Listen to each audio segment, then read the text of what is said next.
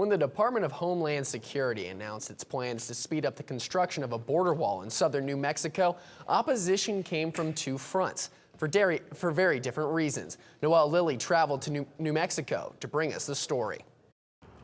The news came in late January that the U.S. Department of Homeland Security planned to build a border wall in Santa Teresa, New Mexico. To do this, the department said it would waive more than 20 environmental laws, including the Endangered Species Act and the Clean Water Acts. One environmentalist group in Arizona called this decision a humanitarian and environmental disaster. What the administration is proposing is to build an 18-foot solid wall that would essentially stop species in their tracks. Lakin Jordahl recently visited the area where the wall is expected to be built. The Department of Homeland Security Secretary Kirstjen Nielsen wrote in a statement that the Santa Teresa area was, quote, an area of high illegal entry. Jordahl says otherwise. In order to justify the waiver of law, they argued that this was a high priority area of high cross-border activity. From my impression, there was very little traffic. I've spent a lot of time in the Arizona borderlands, and typically you see discarded water bottles, food wrappers, layup sites. Generally, areas of high border activity are riddled with clues to that activity. And I didn't see anything like that in this area in New Mexico.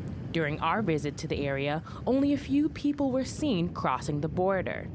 The new wall is expected to be built in the Chihuahuan Desert, which borders Mexico, New Mexico, and Texas. The New Mexico Land Office also opposes the border wall, but for reasons of their own. Last month, State Land Commissioner Aubrey Dunn posted no trespassing signs along the border to keep Border Patrol agents away. They need to get a right-of-way from us to build or to have the wall there, or to build a new wall or extend it or whatever, for both the wall and the roads and for the activities they do on it.